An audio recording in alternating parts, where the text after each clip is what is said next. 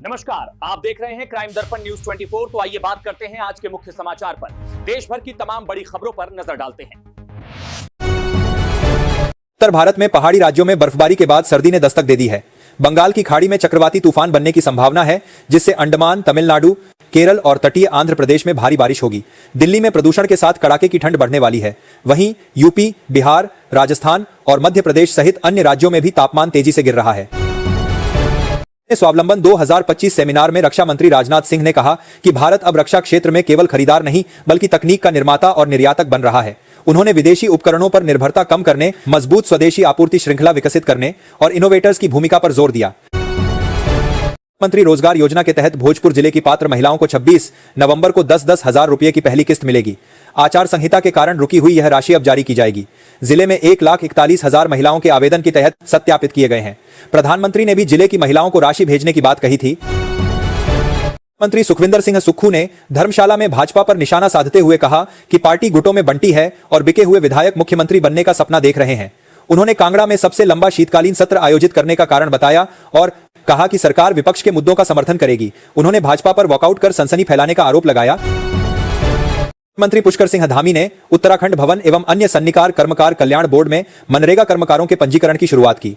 उन्होंने कहा कि सरकार समाज के अंतिम व्यक्ति के विकास को महत्व दे रही है और मनरेगा श्रमिकों को बोर्ड की सामाजिक सुरक्षा योजनाओं का लाभ मिलेगा। इस योजना से प्रदेश के लाखों श्रमिकों को फायदा होगा। सरकार उद्योगों को भी बढ़ावा दे रही है। में झारखंड राज्य स्थापना दिवस पर झामुमो ने शक्ति प्रदर्शन किया। मुख्यमंत्री हेमंत सोरेन ने स्वर्गीय शिबू सोरेन के संघर्षों को याद करते हुए भाजपा पर निशाना साधा। उन्होंने आदिवासी और मूल निवासियों के विकास के लिए सरकार की प्रतिबद्धता दोहराई और युवाओं से राज्य के विकास में योगदान करने का आह्वान किया। दुमका को उपराजधानी के रूप में विकसित करने पर जोर दिया गया। ने पाकिस्तानी सेना प्रमुख जनरल असीम मुनीर को धमकी दी है।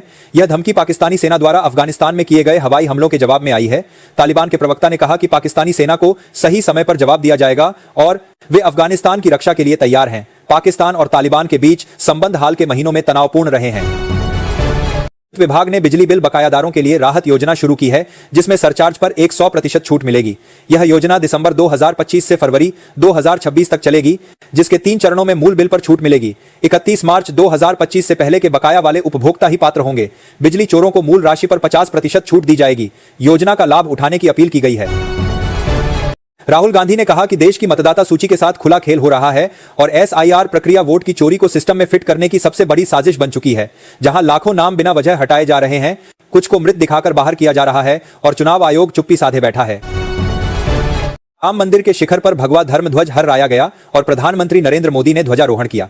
वहीं अयोध्या में मुख्यमंत्री योगी आदित्यनाथ ने कहा कि हमने कहा था रामलला हम आएंगे, मंदिर वहीं बनाएंगे और आज अयोध्या में धर्म ध्वज लहरा रहा है। अखिलेश यादव ने कहा कि वोटर लिस्ट में आपका नाम कट जाएगा, जबकि चुनाव आयोग का कहना है कि उत्तर प्रदेश में SIR पूरी तरह सही तरीके से चल रहा है। मुख्यमंत्री को लेकर जारी भ्रम पर कर्नाटक के CM सिद्धरमैया ने कहा कि अब कांग्रेस हाईकमान को इस विवाद पर पूर्ण विराम लगाना ही होगा।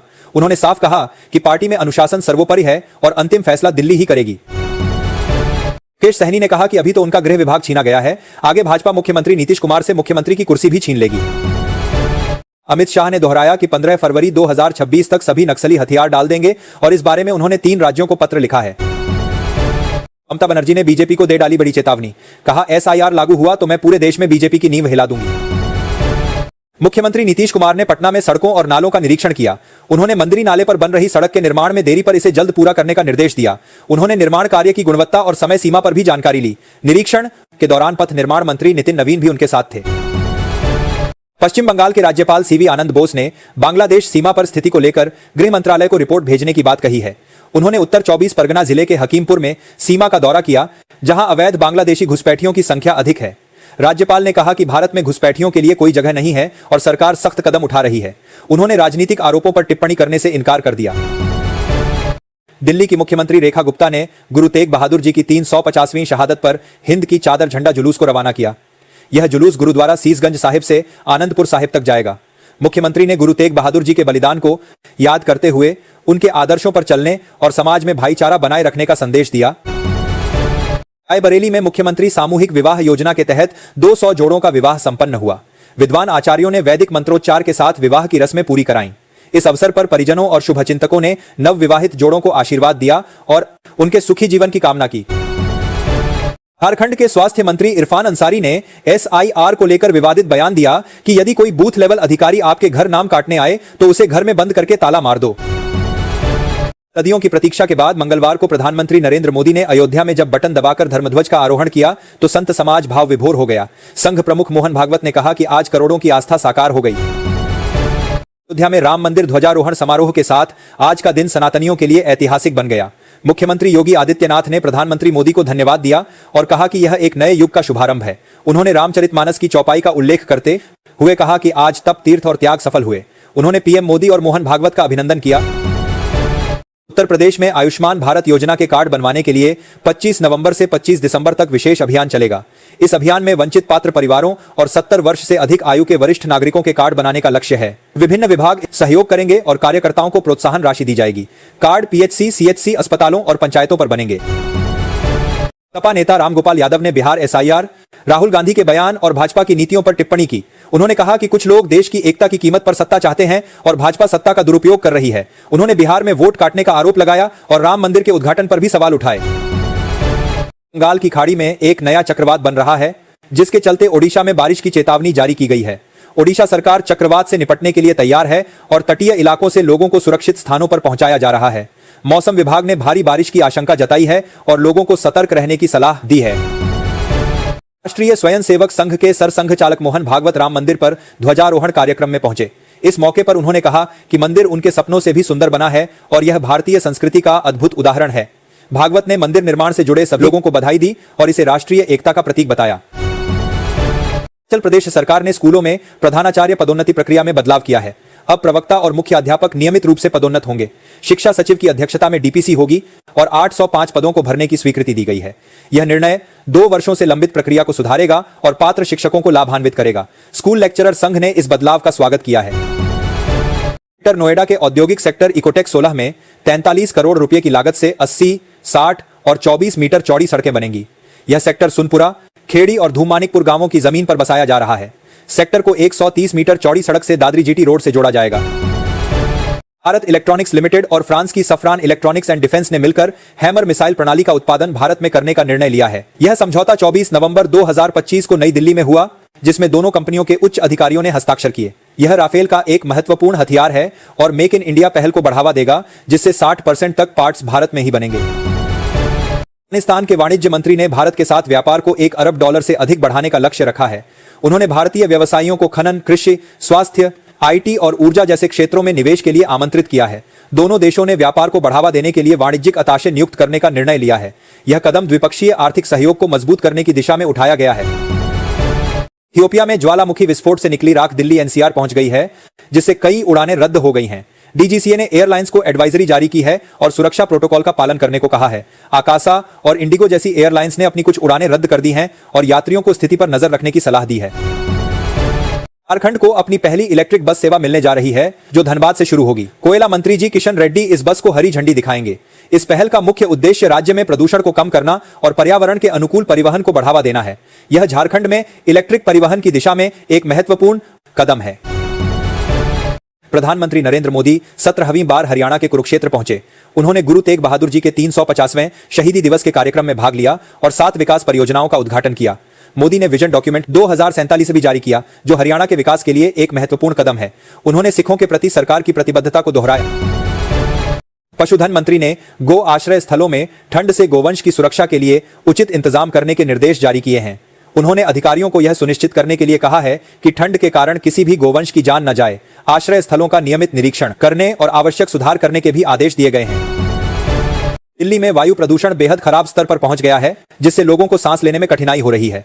कई इलाकों में एयर क्वालिटी इंडेक्स आची गंभीर श्रेणी में है। सरकार ने 50% कर्मचारियों को वर्क फ्रॉम होम का आदेश दिया है। लोगों को मास्क पहनने और घर के अंदर रहने की सलाह दी है। प्रदूषण के कारण लोगों को कई स्वास्थ्य संबंधी समस्याओं का सामना करना पड़ रहा है।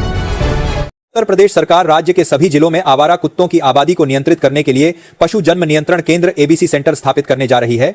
वर्तमान में यह सुविधा केवल 17 नगर निगम वाले जिलों में है, लेकिन अब इसे 58 अन्य जिला मुख्यालयों तक विस्तारित किया जाएगा। ट्रेनों में बढ़ती भीड़ के कारण यात्रियों को भारी परेशानी का सामना करना पड़ रहा है। सिक्किम महानंदा एक्सप्रेस में यात्री दरवाजों पर लटककर यात्रा करने को मजबूर हैं। सामान्य कोचों में जगह नहीं है। कई यात्रियों ने यात्रा रद्द कर दी। यात्रियों ने रेलवे से कोच बढ़ाने की मांग की है। लटककर यात्रा करना खतरनाक हो सकता है, इसीलिए आरपीएफ लोगों को जागरूक कर रही है। इजरायल के प्रधानमंत्री बेंजामिन नेतन्याहू ने दिल्ली में हुए ब्लास्ट के बाद सुरक्षा कारणों से अपनी भारत यात्रा रद्द कर दी है। न्यूज के अनुसार अब अगले साल नई तारीख तय की जाएगी। इससे पहले भी नेतन्याहू ने इजरायल में चुनाव के कारण अपना दौरा रद्द किया था। पीएम मोदी और नेतन्याहू के बीच अच्छी मित्रता है और दोनों देशों के बीच गहरे संबंध हैं। नोएडा में आयोजित प्लेसमेंट ड्राइव में 500 छात्रों को 40 कंपनियों में नौकरी मिली। यह छात्रों के लिए एक महत्वपूर्ण अवसर था, जिससे उन्हें अपने करियर की शुरुआत करने का मौका मिला। विभिन्न क्षेत्रों की कंपनियों ने छात्रों की प्रतिभा के आधार पर नौकरी के प्रस्ताव दिए। हरियाणा में महिला एवं बाल विकास विभाग राष्ट्रीय बालिका दिवस से मना रहा है। इस अवसर पर विभिन्न क्षेत्रों में उत्कृष्ट प्रदर्शन करने वाली बालिकाओं को सम्मानित किया जाएगा। योग्य बालिकाओं को नकद पुरस्कार और प्रशस्ति पत्र प्रदान किए जाएंगे। नामांकन 30 नवंबर 2025 तक ईमेल पर भेजे जा सकते हैं। बिहार में घने कोहरे के कारण विमान और ट्रेन सेवाएं बाधित हो गईं, जिससे यात्रियों को यात्रा में देरी जैसी समस्याओं का सामना करना पड़ रहा है। दृश्यता कम होने के कारण विमानों का परिचालन प्रभावित हुआ है और ट्रेनों की गति धीमी हो गई है, जिससे यात्रियों को परेशानी हो रही है। कनाडा में खालिस्तानी गुटों की गतिविधियां जारी हैं। सिक्स फॉर जस्टिस ने ओटावा में एक अनौपचारिक जनमत संग्रह आयोजित किया। इस दौरान खालिस्तानी समर्थकों ने भारत विरोधी नारे लगाए, भारतीय ध्वज का अपमान किया और हत्या की धमकियां दी। भारत द्वारा प्रतिबंधित और आतंकवादी संगठन घोषित एसएफजे ने यह जनमत संग्रह ऐसे समय में किया जब प्रधानमंत्री मोदी और कनाडाई पीएम मार्क कार्नी दोनों देशों के रिश्ते सुधारने के लिए मिल रहे थे। अंबाला जिले में पराली जलाने के मामलों में 56% की कमी आई है। प्रशासन की सख्त कार्रवाई और जागरूकता अभियानों के कारण इस वर्ष 235 मामले दर्ज किए गए, जबकि पिछले वर्षों में यह संख्या अधिक थी। जुर्माने और कानूनी कार्रवाई के साथ प्रशासन पराली जलाने को पूरी तरह खत्म करने का लक्ष्य बना रहा है। हालांकि वायु गुणवत्ता अभी भी प्रभावित है और अन्य कारक भी प्रदूषण में योगदान करते हैं। कंडी टाउनशिप में आवारा पशुओं के झुंड से लोग परेशान हैं। सांडों की लड़ाई में कई घर क्षतिग्रस्त हो गए। कर्मचारी नेता गुरनाम सिंह सैनी ने इसे गंभीर समस्या बताया है। भाजपा नेता विपिन महाजन ने पशुओं को छोड़ने वालों पर कार्रवाई की मांग की। गौ रक्षा दल ने गौशाला बनाने का सुझाव दिया है ताकि पशुओं को सुरक्षित रखा जा सके और लोगों को राहत मिले। बिहार के डिप्टी सीएम सम्राट चौधरी ने सोनपुर में मरीन ड्राइव और इंटरनेशनल एयरपोर्ट बनाने की घोषणा की है। इस घोषणा से क्षेत्र में विकास की नई उम्मीदें जगी हैं। डिप्टी सीएम ने कहा कि सोनपुर के विकास को प्राथमिकता दी जाएगी, जिससे पर्यटन और व्यापार को बढ़ावा मिलेगा। इस घोषणा से सोनपुर के लोगों में खुशी की लहर है। 26 नवंबर को चंडीगढ़ में किसान मोर्चा की रैली और पंजाब यूनिवर्सिटी बंद के आह्वान से शहर में तनाव बढ़ गया है। पुलिस ने सुरक्षा व्यवस्था कड़ी कर दी है और नागरिकों से सहयोग की अपील की है। किसान संगठन अपनी मांगों को लेकर प्रदर्शन करेंगे, जबकि छात्र सीनेट चुनाव की मांग कर रहे हैं। शहर में ट्रैफिक व्यवस्था प्रभावित होने की आशंका है। गुरुग्राम और मानेसर में वायु गुणवत्ता खराब है। AQI 360 दर्ज हुआ। धूल और धुएं से प्रदूषण बढ़ा है। चिकित्सकों ने बच्चों और बुजुर्गों को सावधानी बरतने की सलाह दी है। सड़कों पर धूल नियंत्रण के उपाय कम हैं और निर्माण स्थलों पर नियमों का पालन नहीं हो रहा। प्रदूषण से सांस लेने में तकलीफ और आंखों में जलन की शिकायतें बढ़ रही हैं। कोसी क्षेत्र में गन्ने की खेती को बढ़ावा देने के लिए सरकार गन्ना उत्पादन यंत्रों पर 60% तक अनुदान देगी। गन्ना हार्वेस्टर, प्लांटर, लेवलर जैसे उपकरण खरीदने पर सब्सिडी मिलेगी। किसान जूस निकालकर व्यापार भी कर सकते हैं। आवेदन के लिए आधार कार्ड और भूमि प्रमाण पत्र जरूरी हैं। सहरसा में गन्ने की खेती को आधुनिक बनाकर किसानों की आय बढ़ाने का प्रयास है। लखनऊ में 7 सड़कें नए साल में खास दिखेंगी। इन सड़कों को चौड़ा किया जा रहा है, फुटपाथ बनाए जा रहे हैं और बिजली के तारों को भूमिगत किया जा रहा है। सड़कों पर हरियाली होगी और पार्किंग की व्यवस्था भी होगी। सीएम ग्रिड परियोजना के तहत इन सड़कों को स्मार्ट बनाया जा रहा है, जिससे शहर की सुंदरता बढ़ेगी। गिर के जंगल में 11 शेरों का एक बड़ा झुंड सफारी मार्ग पर शांति से टहलता हुआ दिखाई दिया। आमतौर पर 1-2 शेर देखना भी बड़ी उपलब्धि मानी जाती है, लेकिन इतने सारे शेरों को एक साथ देखकर पर्यटक रोमांचित हो गए। यह दुर्लभ नजारा गिर जंगल सफारी के सूखे रास्ते पर देखने को मिला, जिसे पर्यटकों ने अपने कैमरे में कैद कर लिया। गिर में शेरों के बड़े परिवार पाए जाते हैं, जो संरक्षण की सफलता का प्रमाण है। उत्तर प्रदेश माध्यमिक शिक्षा परिषद ने यूपी बोर्ड परीक्षा 2025 की तैयारी शुरू कर दी है। परीक्षा केंद्र की सूची 30 दिसंबर तक जारी होने की संभावना है। परीक्षाएं 24 फरवरी से शुरू होने की उम्मीद है। छात्रों को अपनी तैयारी तेज करने की सलाह दी गई है। केंद्र सरकार ने तराई क्षेत्र के लोगों को 240 किमी लंबी खलीलाबाद बहराइच रेल लाइन का तोहफा दिया है। इस परियोजना से श्रावस्ती भी रेल लाइन से जुड़ेगा, जिससे पर्यटन को बढ़ावा मिलेगा। बहराइच रेल हब बनेगा और यात्रियों को महानगरों तक सीधी कनेक्टिविटी मिलेगी। भूमि अधिग्रहण पूरा हो चुका है और निर्माण कार्य तेजी से शुरू होगा, जिससे 5 जिलों को लाभ होगा। सरकार बनने के बाद बिहार शरीफ नगर निगम ने रांची रोड पर अतिक्रमण हटाओ अभियान चलाया। भैंसासुर चौक के पास अवैध निर्माणों को बुलडोजर से हटाया गया। दुकानदारों में अफरा तफरी मच गई और उन्होंने खुद ही सामान हटाना शुरू कर दिया। निगम ने स्पष्ट किया कि शहर को अतिक्रमणकारियों के हवाले नहीं किया जाएगा और ऐसे अभियान नियमित रूप से चलाए जाएंगे। प्रधानमंत्री नरेंद्र मोदी ने कहा कि मैकाले ने भारत की सांस्कृतिक नींव को कमजोर करने का प्रयास किया। उन्होंने 2035 तक मैकाले के फैसलों से हुए नुकसान को ठीक करने की आवश्यकता बताई, क्योंकि उस वर्ष भारत में अंग्रेजी शिक्षा लागू करने के 200 साल पूरे हो जाएंगे। पीएम मोदी ने स्थानीय भाषाओं के महत्व पर जोर दिया और मनोवैज्ञानिक गुलामी को खत्म करने की बात कही। Uttar Pradesh power corporation limited UPPCL ने घरेलू बिजली उपभोक्ताओं के लिए बिजली बिल राहत योजना 2025-26 की घोषणा की है। इस योजना में ब्याज माफी और भारी छूट का लाभ मिलेगा, जिससे उपभोक्ताओं को वित्तीय राहत मिलेगी और बिजली बिल भुगतान में प्रोत्साहन मिलेगा। यह योजना बकाया राशि की वसूली में भी सहायक होगी। मुजफ्फरनगर की हैदरपुर झील में प्रवासी पक्षियों का आगमन शुरू हो गया है, जिससे झील का वातावरण मनमोहक हो गया है। विभिन्न प्रजातियों के पक्षी जैसे ग्रेलेग गूज और बार हेडेड गूज यहां आकर झील की सुंदरता बढ़ा रहे हैं। पहाड़ी चिड़िया रॉक बंटिंग के आने से पक्षियों की प्रजातियों की संख्या में वृद्धि हुई है। पक्षी प्रेमी नेचर ट्रेल और वॉच टावर से इन पक्षियों को निहार रहे हैं। आज की क्राइम दर्पण न्यूज 24 रिपोर्ट में इतना ही। खबर पसंद आई तो लाइक करें, शेयर करें। हर बड़ी खबर के लिए चैनल सब्सक्राइब करना ना भूलें। फिर हाजिर हो गए फिर किसी बड़ी खबर के साथ। तब तक के लिए नमस्कार।